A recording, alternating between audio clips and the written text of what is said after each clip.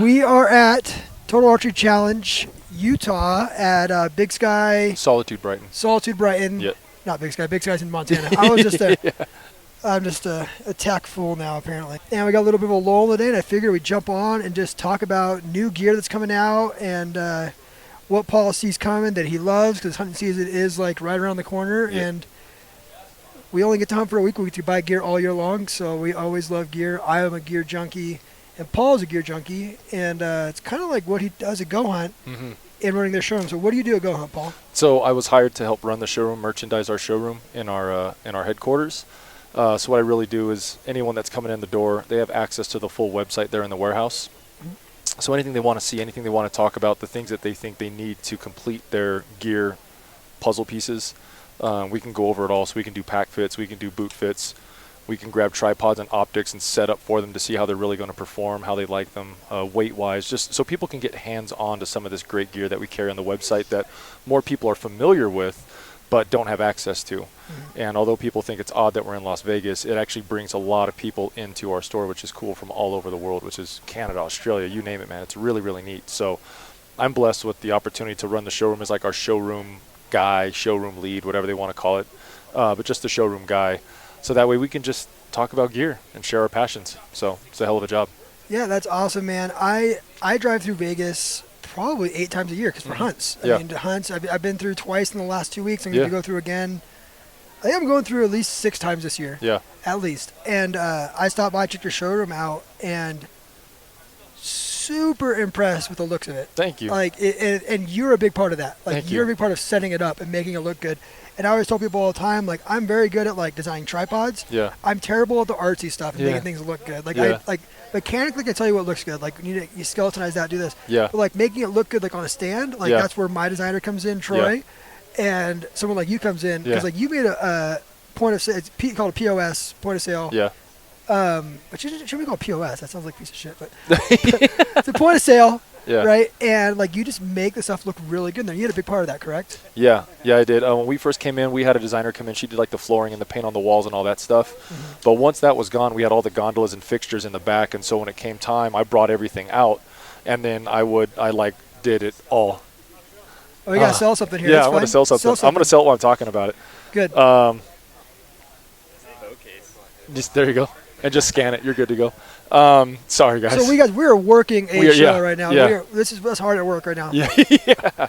So we had this really cool. So what I did is my first night out, I spent about 14 hours the first night, which isn't a lot, but just spent 14 hours the first night rolling gondolas out, getting merch out, transferring them from a warehouse into the showroom, and then 12 hours the next night just to get it started. But it took me about a year to really let the showroom take over, like let the energy kind of move around and just see what looked good for people coming in and out, what people responded well to when coming in the front doors, the way tables are set up, the way the couches and the chairs are set up, things like that.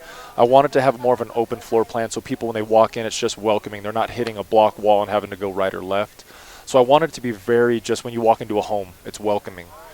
Now what we have, this is really cool gondola where I put your guys' stuff, and I wanted to have this really cool, what I call an FOS, or front of store, is when you come in, you get to see really great brands that we're excited about. And it's not just because we're buddies or whatever it is. It's a brand that we believe in, that I believe in the showroom, or people ask about a lot. Now when they come in, I want them to have access to said brands, whether that's going to be our Stone Glacier packs, our Hanwag boots, whatever it's going to be. And so I get to kind of move things seasonally and as the demand kind of calls for it. So in the springtime, you'll see a lot of cool, like what I call Brady Bear Essentials for Spring Bear. I'll have a table with just the stuff that he likes. So his Peaks headlamps, our stove, stuff like that. Then as it shifts, I'll start to change it to preseason nutrition, trail running, athletic wear. And then as fall comes around, you'll see a lot of diaphragm calls, bugle tubes, and we're just chasing the calendar as we're working in there. So I always want people to see something different. I don't ever want it to be stagnant, and that's what I like to do. But some brands stay out there a little bit longer because they just do better, and that's what I want them to do. And Yeah, I mean, and what I appreciate about it is like, my stuff I feel sells itself once you hold it. And like, people see it online and they're like, oh yeah, it's light, I'm sure. Yeah. And then they pick it up and their face is like, oh damn, oh my gosh, yeah. This is, oh my gosh. Oh, that is light. Oh, that is light. And they put a spotter on it and the thing's just like going buttery smooth, and they love it. So like, having that ability to touch it is really good. Not only for tripods, but dude, like you guys have like every big name backpack company up there, right? I don't want to say anyone who matters, but pretty much anyone who matters is it sold there. You guys sell Cafaro now. So, I mean, pretty much anyone who matters is on that wall. Yeah. There might be a couple that are direct to consumer that aren't up there, but like Yeah. you could actually go in there and put on like the top 5 backpack companies right now on your back, put weight in it, walk around their showroom, get fitted, right, and use it. And the same for the boots. Yep. Right? And that's so big because like me from SoCal, we have nothing like that. Yeah. Nothing at all like that. Yeah. So it's nice to be able to go in there, try on packs, try on boots, do stuff. I buy a ton of stuff from you guys still. Yeah. Like I buy boots from you guys. I buy tents from you guys. You're like the one-stop shop for hunting, and that's what I really appreciate about GOHUNT. Yeah, thanks, man. And I think you guys have done so good at it. Is I don't know anybody who's doing it better, and I'm not just like blowing smoke because you guys sell my stuff. Yeah. Like you guys really do carry the core stuff that backcountry guys need. Yeah. Like, don't get me wrong, like Cabela's is cool, but they've got everything the whitetail guy needs too, and everything, a bunch of stuff I don't need in there, and they've got like Coleman motorcycles and John boats. Like literally, like I go to your store and it's like, okay, I need a tent. Well, I'm not going to have to look at 60 tents that aren't going to matter. I'm going to be able to look at like the top 20 tents that matter, right? And you got the big names. You got Hilleberg, you got Peaks, you've got Seek Outside, you've got the big Agnes, the light stuff. Not all the big Agnes, just the ones that matter to us as hunters. And you guys have crushed it. I'm so appreciative for it. Yeah, thanks, man. Yeah, we've been able to really blend in really well what people only consider like backpacking and hiking or hunting. Well, I mean, a lot of hunters, we like lightweight stuff. It's more efficient. It works well. So being able to carry a lot of brands is great, but it's also, I think we're fortunate because we get to use and abuse a lot of this stuff ourselves. So we can speak to more often. We can share our experiences, our successes, and our failures with the gear that we've used, the mistakes we've made with arrow builds, whatever it might be. We can talk to that and share what we've learned to help minimize the mistakes that our customers are going to make, just to help the process, because there's a lot of pressure riding on a hunt. Man, it's my only tag. It's my first tag. It's my this. It's my that. And so we just want to be able to help people with all those answers and fit them for their right pack, get them in a great pair of boots and stuff like that. So we're fortunate that we get to carry a lot of great brands. And a lot of great brands want to be a part of GOHUNT too. I think it helps that our brand was started by hunters, for hunters. I mean, Lorenzo was a big hunter. Porter, our CEO, is a really big hunter. And then obviously Rich, Omar, and everyone that we have out here and everyone who knows us. We eat, sleep, and breathe this stuff on a daily basis. You hit us up in a message at night, we're going to try to get back to you because this is what we believe in. So it's unique. It's a really special place to be, to work at and to shop in. So I think we're always excited, too, to see people come in our doors, whether we get to greet them, like I've run into people here who've come by the showroom, or new people, who come by. So because we share the stoke, we share that excitement. So, yeah. And the cool thing is you guys have, like you mentioned all these names, right? You have like your own basically pro staff within your team, right? So, and all of you guys are hardcore hunters. Like no one in there is like a slouch. Yeah. And so if I want to know about a pack, you might not be running, but Rich might be running it, right? Or Trail's running it. So we could get like firsthand feedback on that pack. Yes. And do it. And you guys, if it's not a good piece of gear, you guys don't carry it. You pull it out of the shop. Like it goes both ways. Yeah. Like you guys will take things out that aren't good. Yeah. And do it. Yeah. Things that we maybe feel that maybe the customer hasn't, like we are so in tune to what our customers are telling us.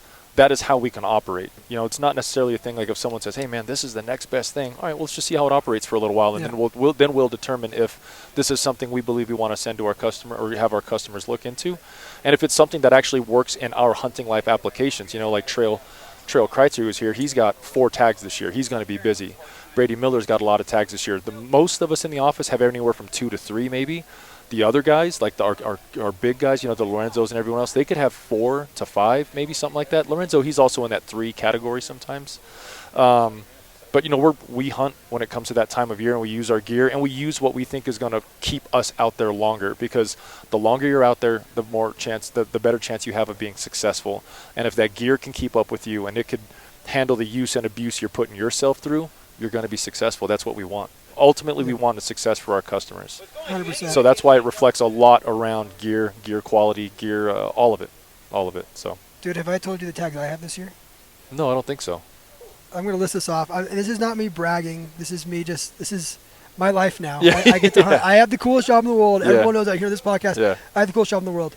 August, Access Year Maui. Wow, okay. September, over-the-counter elk in Colorado. The end of September, I drew a bitchin' tag for antelope in Wyoming. Very cool. Come back a couple days later. My kid's got a Pine Valley. My kid has a tag in Utah. Dang it. Yeah, whatever. The kid drew a really good tag for being a kid. It's not the Yeah. greatest tag in Utah, but it's a good Yeah. tag. Come back from that, and I go in the same month of October. I go to New Mexico Nice. For mule deer, muzzleloader. Nice. Then I go my local San Diego stuff too. I have over-the-counter stuff in San Diego. Yeah. I'll be hunting Yeah. for deer, in this time frame. And then Yeah. I go November. I go to third season Colorado mule deer. Damn. And then I'm going to end the year with bear in California, Nice. Northern California bear. And then January, we've got archery deer in Arizona, and then I'm going to Sonora. So, Jeez, dude, that's like 9 or 10 tags. It's that's like 9 or 10 tags. It's stupid, dude. I'm hunting like 2 or 3 weeks a year. I don't think my partners really understand how much I'm going to be gone. Yeah. But I just play it like literally like my office is the field. Yeah. Right. So like the way everyone's like, how do you think of all this stuff? It's like because I'm out there using Yeah. it. So I thought that Lorenzo would have a lot more tags. I feel bad Lorenzo only has 3. I'm like, I don't think Lorenzo would have like as many as me. The guy has the worst luck at drawing stuff. Does he? He has such a hard time drawing. I mean, he's putting in for really great tags. So, yeah, you're putting in for tough draws. But I can't tell you how uncommon it is. He drew an oryx tag this year, which would be cool I for heard New about Mexico. that, And then I think he's also going to Mexico on an elk hunt. And I thought he had something else. I don't remember what it was. But, yeah, I mean, he puts his time and effort and everything into GOHUNT, but he just has trouble drawing. And then our CEO, Chris Porter, he drew a really great late season, I think it's an all-state or statewide mule deer rifle tag. So he's really jazzed for that. He's been scouting quite a bit and getting all that ready. I only have my 2 tags. I didn't have a great season this year. I got skunked in Colorado twice for the primary and secondary draw, but I did draw my mule deer tag for Nevada, which I love. And then I still have my over-the-counter tag from Arizona that I'll probably look forward to in December. And then I like to usually just kind of pick at opportunity hunts. Yeah. I'll apply for my javelina tag because I have so much fun doing that, just getting out in January when the season's slowing down. You can hunt deer and javelina 100%. on that tag. Yeah, man, it's a lot of fun. If you're going to hunt deer, you need to apply for the javelina tag. Why not? You're there. You're going to run into them. It does kind of pigeonhole you into a unit. Yeah. But as long as you're like me and I pretty much have the unit that I hunt in Arizona, like who cares? Then you're good. Then you're all set to go. Yeah, but I think for others, if it's something that you're getting used to and you're not used to Arizona, some can, like you said, it can pigeonhole you if you have an over-the-counter tag and one javelina unit, but also maybe it puts you in a place you never thought you'd go into, and you could be successful there too. And you can be successful in any unit in Arizona. I can go to any unit in Arizona and find you deer today within hours. Like you're going to find deer. There's just a ton of opportunity down there. Yeah. I know people aren't supposed to talk about this on the internet anymore because everyone gets all mad because we're blowing the whole thing out. Yeah, everyone hates the fact that there's public land, blah, blah, blah, blah, blah. But, dude, you got to go do. And the cool thing about the javelina tag is it's like an added bonus, right? So, like, you're going deer hunting, pig shows up, shoot the pig. 100%. And they're dumb as a bag of rocks. Yeah. I killed a few this year. Yeah. Killed some down in Mexico, too. Yeah. They're dumb as a bag of rocks. They can only have a smell. They don't have sight. Yeah. They don't really care about sound. Yeah. In fact, you could blow a call. I've had them go through my legs. Like they're gnarly. I heard that they get pretty close. Yeah. I almost pissed myself the first time. Dude, I missed one at like 5 yards. Did you really? Oh, dude. Well, I wish I told that story. Okay, I'll go back into gear. Dude, I had like just started archery hunting, and I was like, we were hunting for like days. I was like mostly road hunting, driving around. Me and my father-in-law. Yeah. I had no idea what I was doing, and I got out. And I'm like, there's a bunch of like javelina tracks. And I'm like, there's got to be pictures. I swear. So I get up on this rock, start blowing this call, and all of a sudden, if you've ever heard them, they chatter their teeth and they go, hoof, hoof. And I swear to you, there was 2 of them like attacking me. Yeah. I had to jump up on the rock because they're running at me. I jump on the rock and they're running around me, and I freaking draw back, and I missed this javelina at like 5 yards, dude. It was a train wreck. And then I missed him again, and like it was just, it was one of those things where you wish you could have it back. Yeah. But it was just. It was learning. Yeah. I was doing it, but it's like, but like a cool thing about a javelina is like, oh, I missed a javelina. You're not gonna like not sleep over it. Yeah. You miss 180-inch mule deer, you're gonna lose sleep over it. That'll follow you around. Yeah, you miss a javelina, it's like, oh, whatever. It's a freaking little skunk. Yeah, and it's an opportunity hunt. You know, it's one of those things where I think your expectations are low, and if you're successful, that's a lot of fun, and that's really, really cool. But if you don't, you learned a lot. Like, man, I was going like 3 years before I filled my first javelina tag, blowing stocks here, couldn't get the idea right, all this other stuff that I was learning because just making mistakes. And then the year it worked out, like you said, I ran into a squadron of them. I was kind of coming down the slope, and man, it looked like they had just like aerated cactus. It's just torn up because they make a mess. And man, as I'm sitting on this boulder, I'm getting ready to get up and walk away, and I could see their little backs running through the prickly pear cactus, and I did that woof. I woofed at him, and this one came right up and onto the ridge, and it kind of really severe quarter towards. And I just put my pin on that white collar and just went right through the front shoulder, out the back hip, and it was awesome. So it was just kind of like finally I got that javelina monkey off my back, and I'll do it every season, man. It's a really fun hunt just because it's something to do in January. Otherwise, you're sitting there doing your applications for Idahos and Alaskas and everybody who has their application deadlines in January. But yeah, man, it's a good time. Not only that, too, I feel like it's one of those things where, like, if you're learning to hunt, there's, like, no better way to learn how to hunt. Yeah. Like I tell people all the time, like, the way I don't think I'm good at hunting at all. But, like, the way I got better at hunting was coyote hunting. Okay. And, like, learning the wind, similarities. Yeah. I was also learning areas. So I was getting out there and I was learning areas to hunt for deer. Yeah. And I was calling, learning how to play the wind, learning how to put things behind me. Yeah. You just learn a lot doing that. There's no better teacher than being in the field. Yeah. Like, you can watch YouTube videos all the time, but if you get out there and do it, you're going to figure it out, right? Yeah. And javelina is the same way, man. You got a glass for them. You got to find them. Yeah. And then in the same spots, you're going to see a bunch of deer. Yeah. It's quail. just You quail. never know. Yeah. You bring a shotgun with you. Yeah. You're going down there. You bring a shotgun. Yeah. Shoot some quail. Yep. Shoot some dove. Yep. I mean, it's also hoot. it's shoot a great some coyotes. I mean, that's a hoot hunt. It's a great opportunity too to test your gear you just got for Christmas. Yeah. Like, hey man, I got a new tent. I just got a new layer. I just got a new this. This is a great opportunity to go out there again with maybe a lower expectation, but with the fun of making mistakes before you get to your 180 mule deer, your 340 bulls, whatever it's going to be. You could figure out how to play your wind, how to set up your teepees or your shelters, how to pack your pack, and all those things that go along with learning how to hunt, if that's the case. Yeah. So I think that's where sometimes I get a kick out of those later season slower time hunts, is because I just got a bunch of new gear. I just built some new arrows. I'm excited to take them out, and then boom, you got yourself an opportunity. So. Yeah. One thing I could say about those things is I don't understand them at all.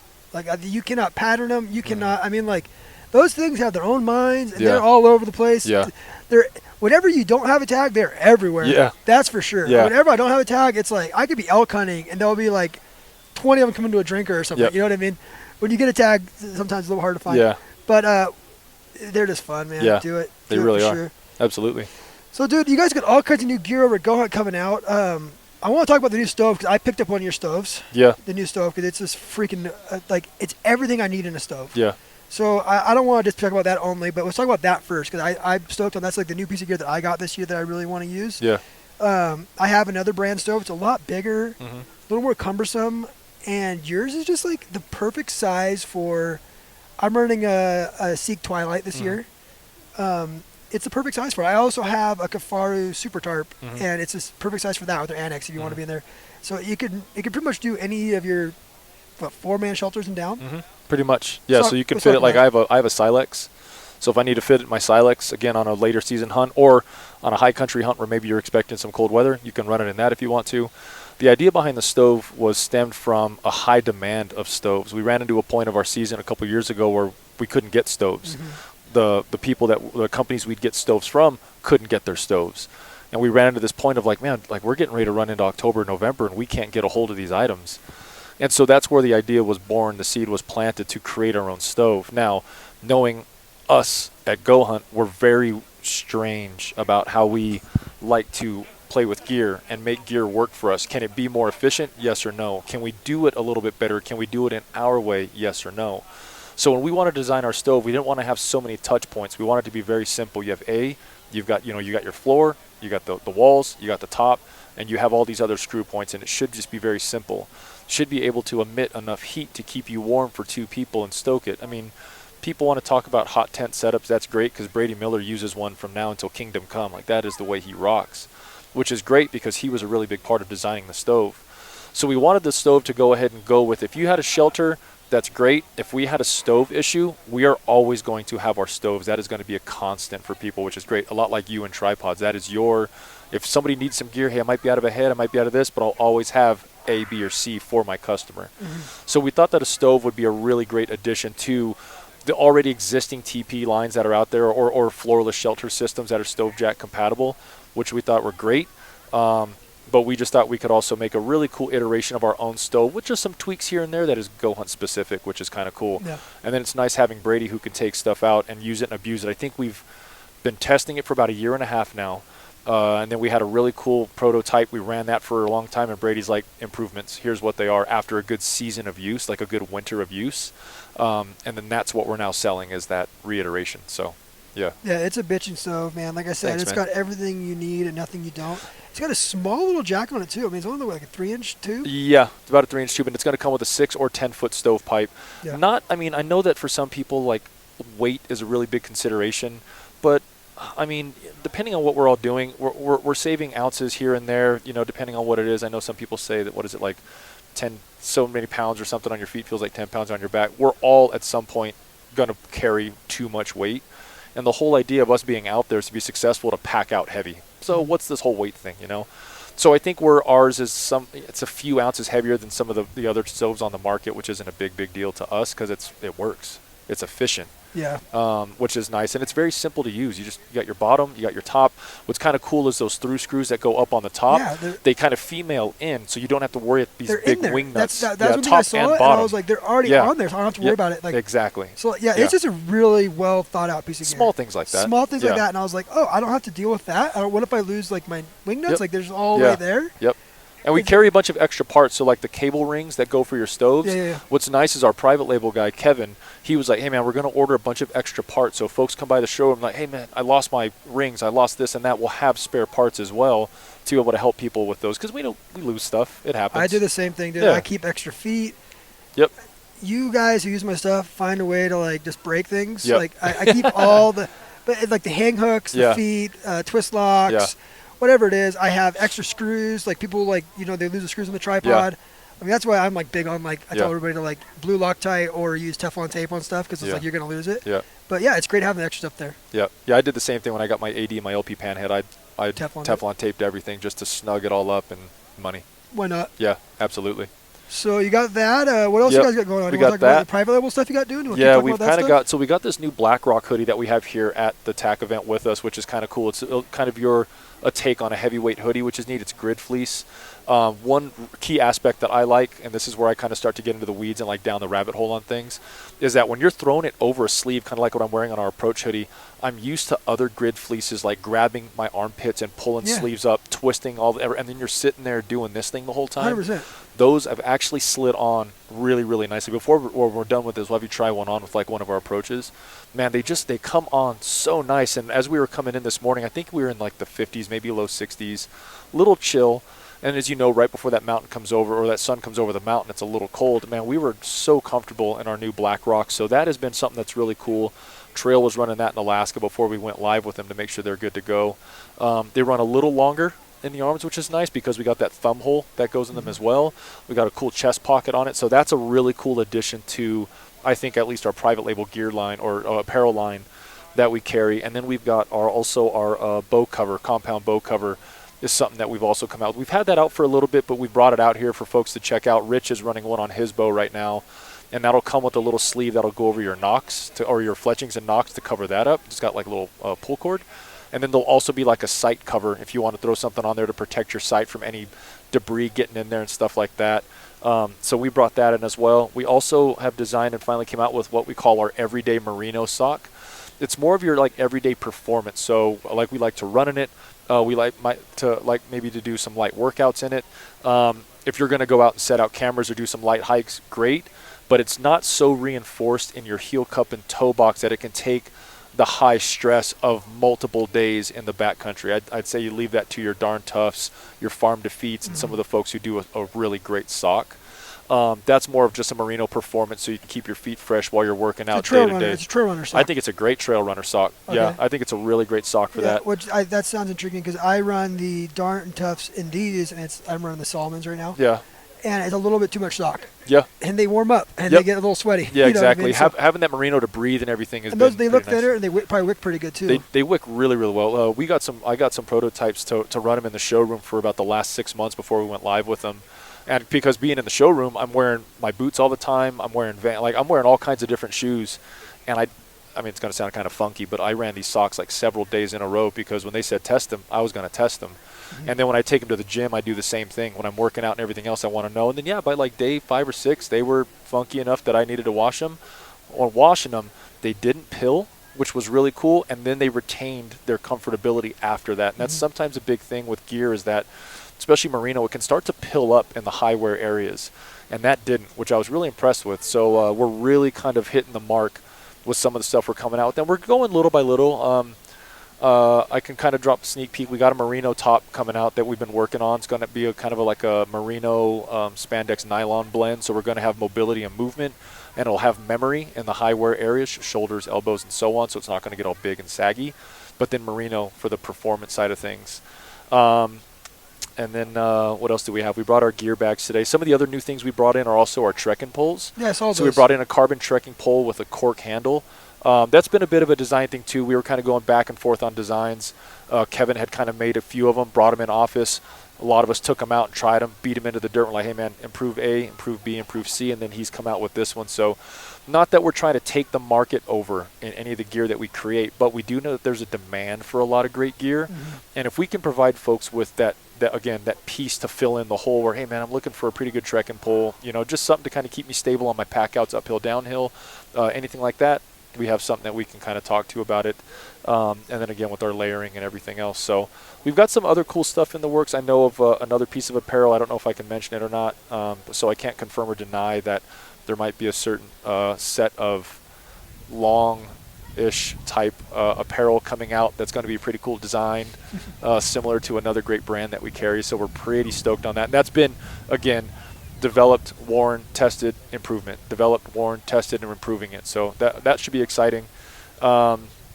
And then, and we're also, there's a shelter system that we're working on that's supposed to be pretty legit. That is also being tested pretty aggressively by Trail and Brady all last year, and has gone back in for redesigns, and then we're going to test it again this year. And there's 2 iterations of that. There's maybe I can't confirm or deny if there's a 1+ person version, and then there's going to be a multiple person version. So we've got some cool stuff in the roadmap. Again, I hope it uses that stove you guys made. It is. I can't confirm or deny that it is stove compatible, but okay. It's pretty cool. That's exciting to see. It is exciting. Yeah. You know what I like too, and you said this a couple times, is where you guys you're taking the feedback and you're making the changes we need. Yeah. Right. So like one thing you said was you talked about I have a micro fleece top that I like. Yeah. I like it a lot. Yeah. From a certain brand, and it's a very expensive piece of gear. Yeah.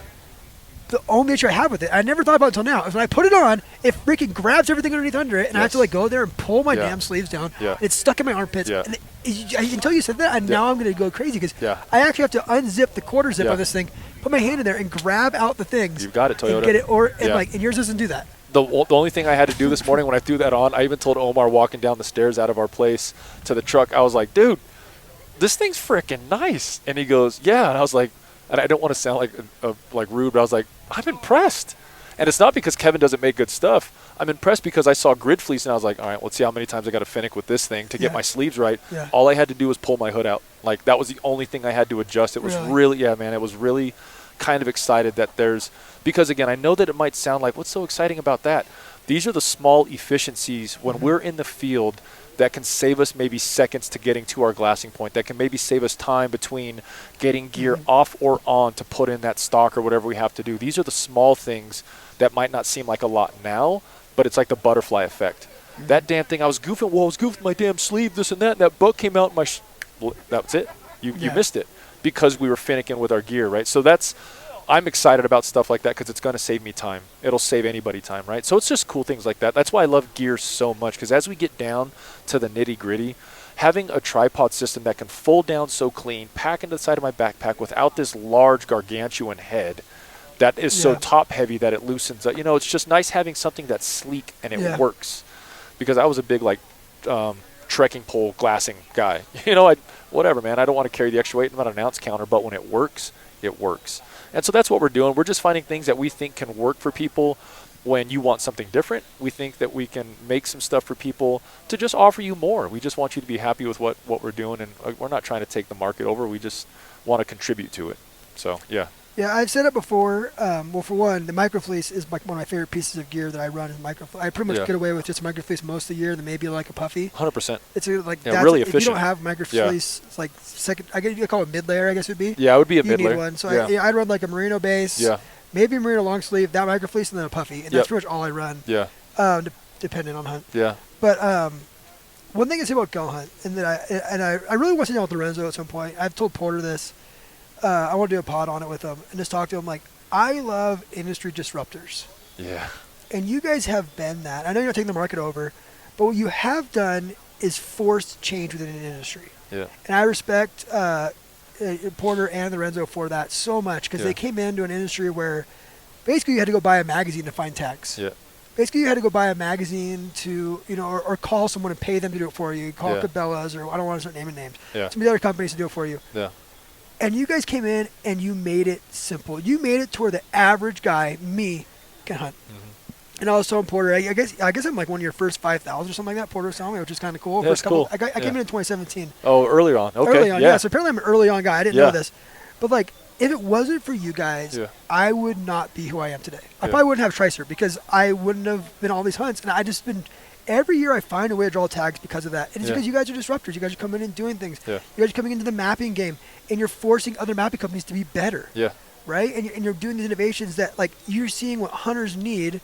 And like, I want to build a rangefinder on my map. And like, you guys are doing that stuff, dude. Like, you guys are doing things that are forced change. And hopefully by you guys doing some of this stuff with the microfleece and the shelters and the stoves, it's going to force other people to be better, right? And that's what I like about innovation is like, if I didn't create Tricer, people will just continue to use the same dang tripods. Yeah. But I'm forcing change. I'm forcing people to rethink tripods and rethink the way they do things. Yeah. And hopefully my competition makes better stuff, right? Yeah. And that's what you guys have done. And like, you've done so good at it, at just being like, finding something and just making it a little better. Like, we're going to take some merino socks. We're going to make a sock that's perfect for this situation, right? Like, for me, like, honestly, on my September antelope hunt, I probably could run those socks. Or actually, honestly, on my August deer hunt in Hawaii, I probably should get some socks from you guys to run those socks. Because you're probably going to be dressed like this in Hawaii. I'm going to wear shorts because I'm going to be bitching. I might even wear a tank top just for the hell of it. Yeah, why not? You're in Hawaii. I'm in Hawaii. Yeah. So, but like, some like thin merinos are great because like you just, cotton socks suck. Yeah. But thick merino socks are too much. And like, especially, and I don't know, something about in the trail shoes are kind of thick. Yeah. But the whole point is you guys are disruptive in a good way. Yeah. And I respect it so much. Thanks, man. Yeah, I mean, just on the socks real quick, like, why should we only have to reserve our good merinos for when we hunt? Why shouldn't you be comfortable every day?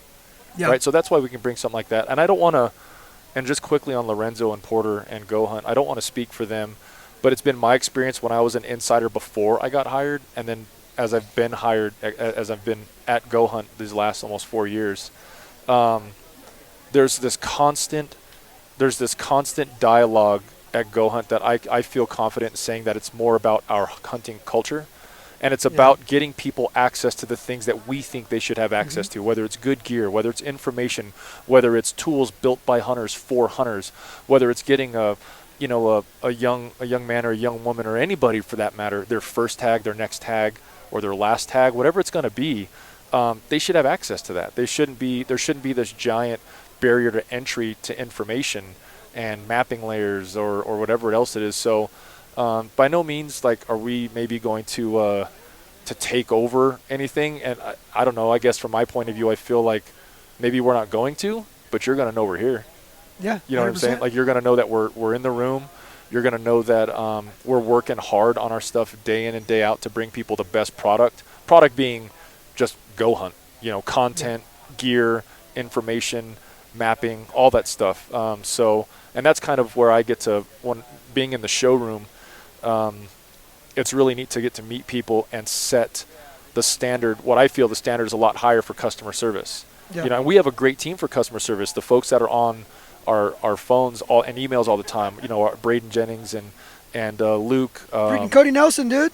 Cody Nelson, Dave Barnett, like the Nate, best glasser in the world. Yeah, we have a Cody killer Nelson, team. I will probably call him my mentor, I guess, for this. He's who I go to all the time. Yep. You can call and talk to Cody Nelson, dude, and like right now. And right now, and call him on his cell phone. Yeah. And he'll probably talk to you and tell you way more than you ever wanted to know. Yeah. About optics. Yeah. Way more. But when you're done with that conversation, you just went to school. And you bought the right tripod, and you bought the right, the right optics. A lot of what we do, not to like overcomplicate things, because we get really, really, really, really excited when we get to talk to people about hunting and just gear. But we educate, like we really do educate. And when you leave, you're gonna know, like, damn, I thought that was just I thought I was just buying boots. Yeah. I just thought I was getting a pair of binoculars. No. We're gonna tell you why these probably will fit. If not, we're gonna find you what's gonna fit for you.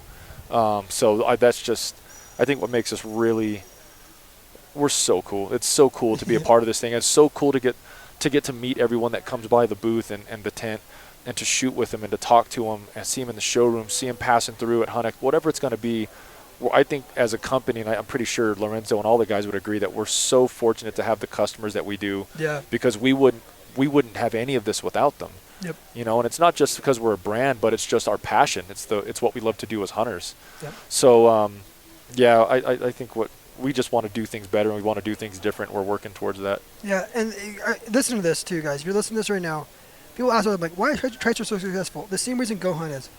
They're listening to their customers and they're serving their customers. 100%. And when you do that, you're going to grow. If you Yeah. want to start a company, listen to people. Listen to what their complaints are. Yeah. And then just make those changes. Be right? open Like, to the criticism. Open Be ready to the for criticism change. Yeah. and be ready to change things. And that's Yeah. what GOHUNT has been so good at, so nimble at doing, is by seeing needs and fixing those needs. Yeah. So good job on that. Thanks, man. All right, dude. So outside of GOHUNT, 'Kay. you guys are dealing with all the top guys. You definitely deal with the best tripod company. I know that. You definitely Yeah. dealing with us. Yeah. So outside of tripods, Yeah. you hear about my stuff enough. Yeah. Who's got some cool stuff coming out? What are you loving?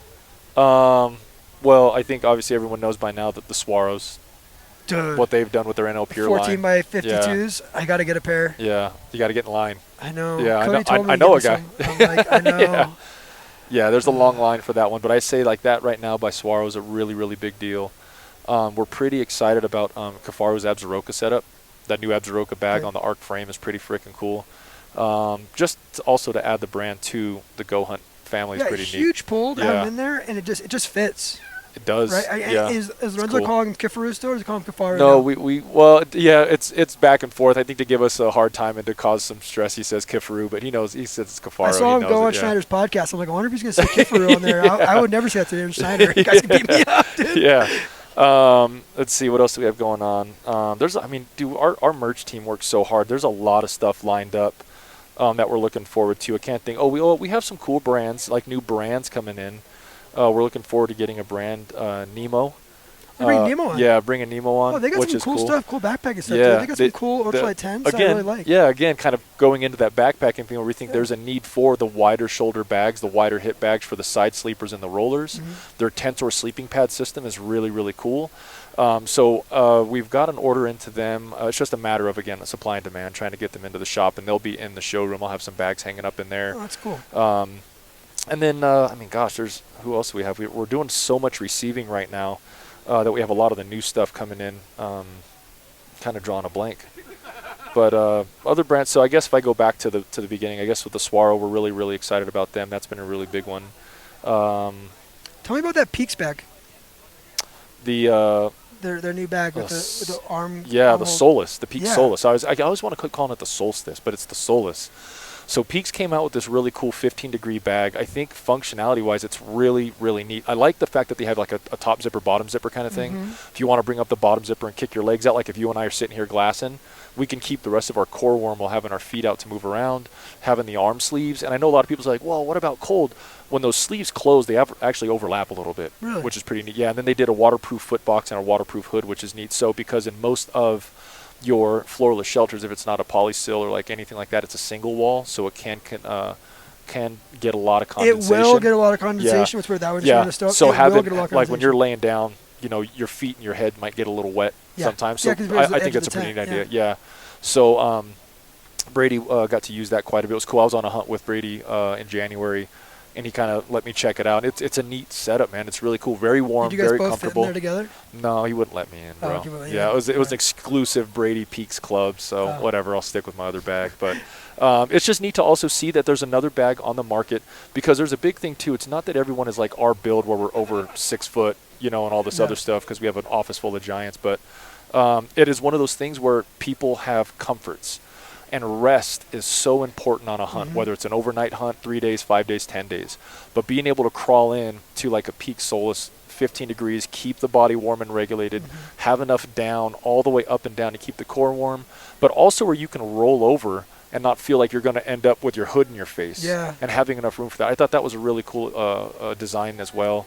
So I think it's got it marries right into what we are all about with gear and just keeping people out longer to be successful. Great addition. And then also their Peak Solitude, that teepee. Yeah. Holy crap, Crushing man. it. Crushing it. Absolutely crushing it. I know that when we left, I think we only had 30 or 40 left or something like that, because when they go, they're just we're sitting and waiting for a few months to get them back in. No, nothing on Peaks or anybody else, but it's just a demand thing, because people want that tent. People want it. People want it, which is really cool. So. Yeah, I haven't got to sleep in any of them or use them. I've got to be around them a little bit and see people using them. Yeah. And they seem really neat. I'm interested in the bag a little bit. I'm a quilt guy because I spin a lot. Okay. Right? Yeah. I actually have switched over to, I run an X-therm most of my hunts. Yeah. It's just I've had the same X-therm. I want to cut it open when it finally goes out and see what's inside. As I blow it up. I have a pump this year now. Yeah. It must be so full of mold. If that's true or not, I want to see. Yeah. But I actually changed this year over to a Thermarest, but it's a square one, and it's 3 or 4 inches thick. Okay. I can't remember what the name of it is. But man, talk about sleep systems. Yeah. I feel like I'm in a hotel room. Yeah. I get on that. Yeah. I use a quilt because I like to roll. Yeah.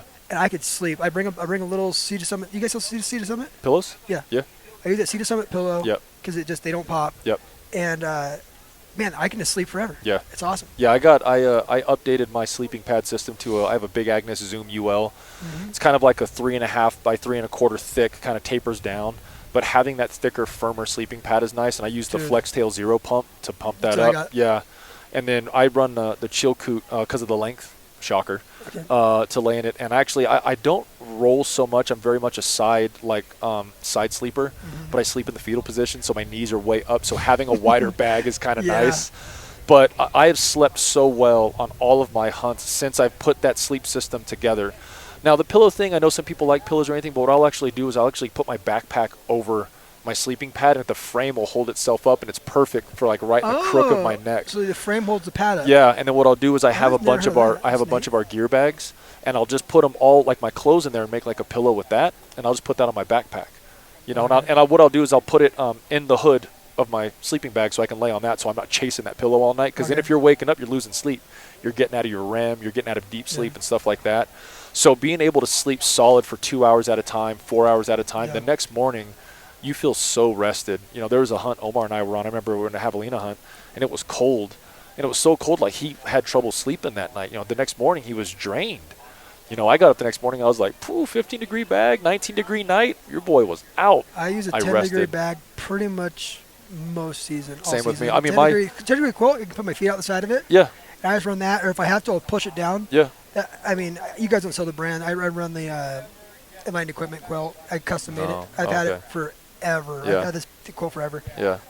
But with the quilt, you can just kick your legs out the side of it, put your arm over the top, and I just run a 10-degree. It's fine. A lot of people say, what if you're too warm? Run the zippers down. Yeah. I had my Chilkoot on a high country mule deer hunt last year, and our lows were 47. I was cruising. Yeah. I was just fine. Maybe have the zipper open a little bit, but it was comfortable. Yeah, I never find it to where it's oh my God, I'm so hot. I mean, if I know, I have a 50-degree quilt that I'll run, and I have a 20-degree quilt. Yeah. I mean, I love gear. I mean, I have probably 10 tents, maybe more, 15 tents probably now. Yeah. And, a bunch of sleeping bags. But I have kids too, so I'm always buying them gear. So we have I can outfit anybody to go hunting with me right now. Yeah. Anybody who wants to get into hunting, I got it for you. I got the whole, I got everything you need. Yeah. I must have 8 backpacks. Yeah. I have 5 kids right now. We're always setting them up. But man, that's my system is the quilt. And then I like the thicker pad now, like the 3 or 4 inch pad. Mm-hmm. It's just so nice. Yeah. I mean, even for a long, wide sleeping pad like ours, maybe, they're making them where they're sub 2 pounds. So if it's an ounce counting and packability thing, they're making them really nice Nalgene size. Mine's 18 ounces. Yeah, man. It's definitely not a 12-ounce Thermarest. Yeah. But I'll tell you what, I sleep better. Yeah. So it's worth it. So it's worth it. I would 100%. much rather sleep better and have a 18-ounce pad. Yep. Because like you said, if you don't get good sleep, you're gonna be miserable the next day. Yes, 100%. And that could also you can boil it down to your shelter style if you're going to do a tent and a vestibule. Sometimes your internal temperatures on that tent can hold heat in a little bit better, so you can have overall warmer nights, as opposed to maybe a floorless setup where if you might be susceptible to wind, bedding area. I mean, there's so many different things that go into a sleep system because it's also the peace of mind. We have a lot of people that come in the showroom and they're all like, "Hey man, floorless or tent. I'm worried about the bugs." If you're sitting there buzzing all night, swapping at your ears, you're not going to have fun. So you know what I'm running? I'm running that Twilight with a floor.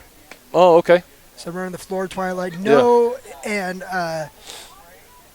you can run a stove in that with the floor in there. They have a pad for it. Yeah. And I'm liking it because I do floorless too. I go both ways. I run a lot of Hilleberg stuff too. Yeah.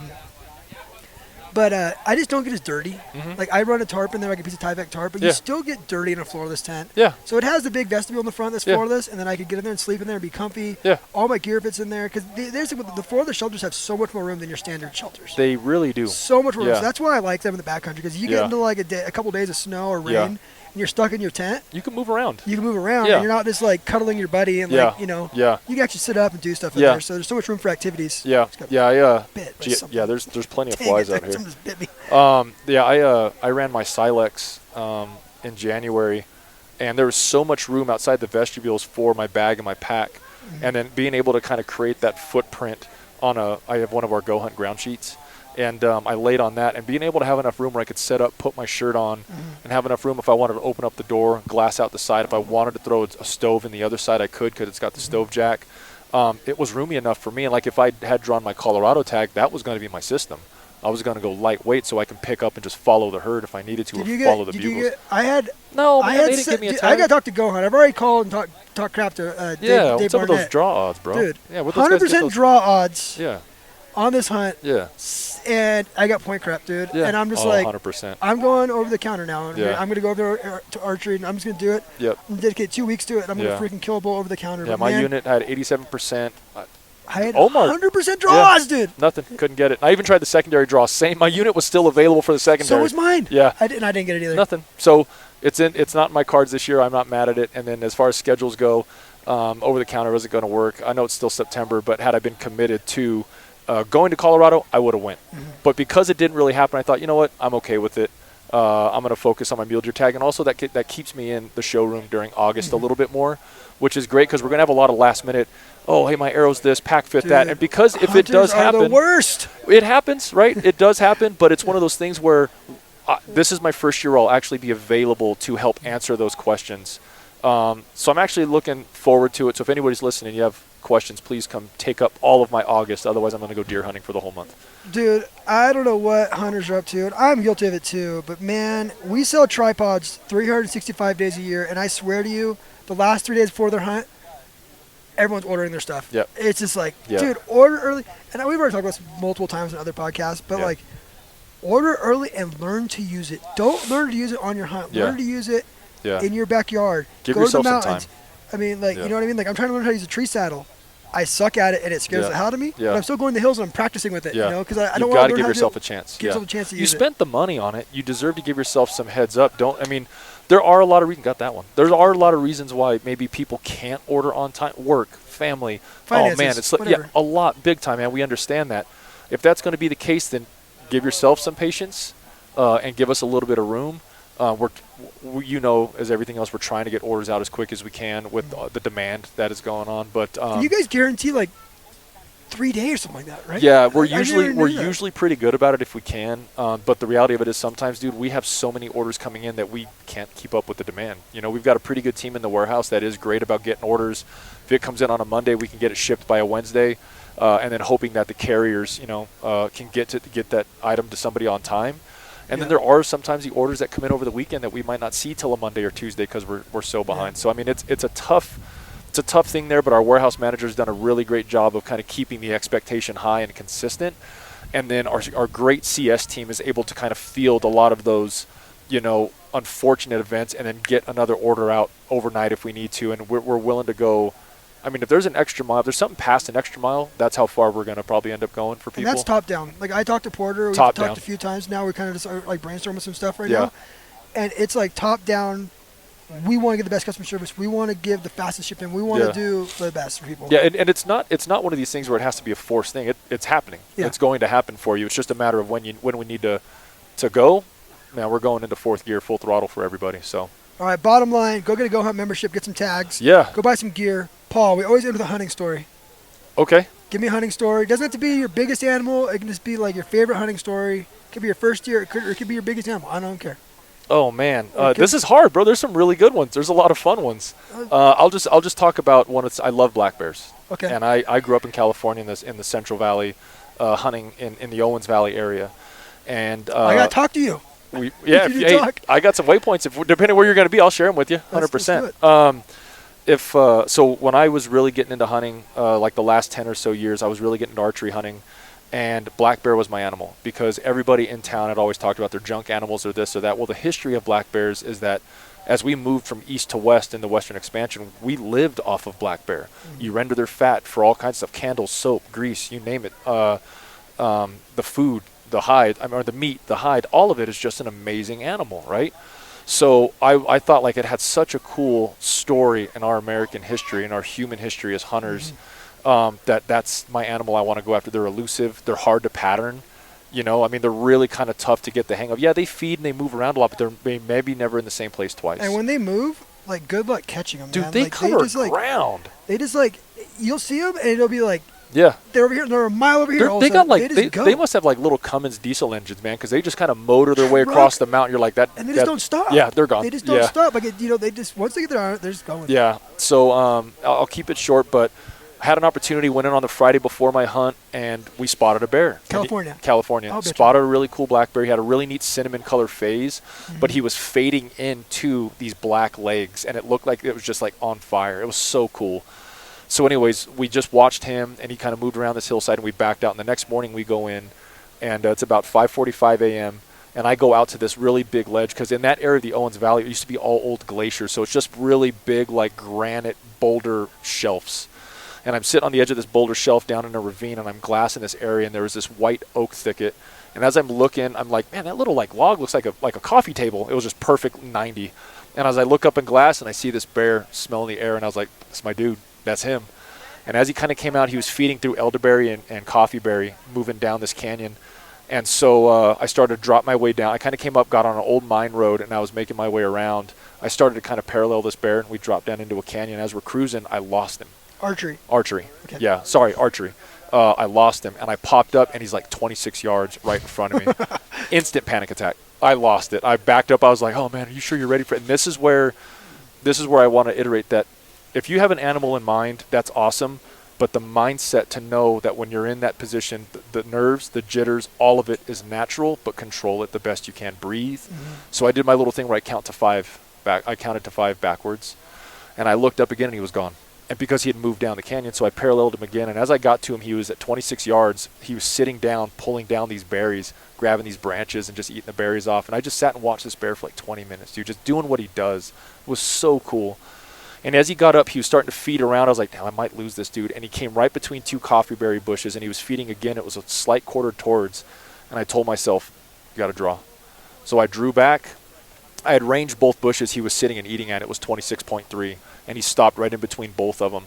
So I just put that 25-yard pin on his shoulder, and that shot broke. It was almost like slow motion, and I could see my fletching spinning. And it entered right behind the second and third rib, ended up catching the top of his heart. And he must have gone about 20 yards, and he expired right into kind of like an oak thicket. I've killed some animals before, pigs and stuff, growing up in California. Yeah, I killed a lot of pigs over there. That bear is my favorite animal. He's my most memorable animal, because also for me at that time of my life, it was very emotional. There's been just, life can be life. And for that bear and I to be in the same place at the same time, all by ourselves on that mountain, it was the most special thing in my life ever. So that's my most memorable hunt. I know there's going to be a lot of great ones, but it's never going to be like the first one. That's awesome, dude. Yeah, so. That's awesome, dude. Let's do it again. Yes, sir. Go over to GOHUNT, check them out. Come by, say hi, man. You don't need to tell where to find them. They're everywhere. We're everywhere.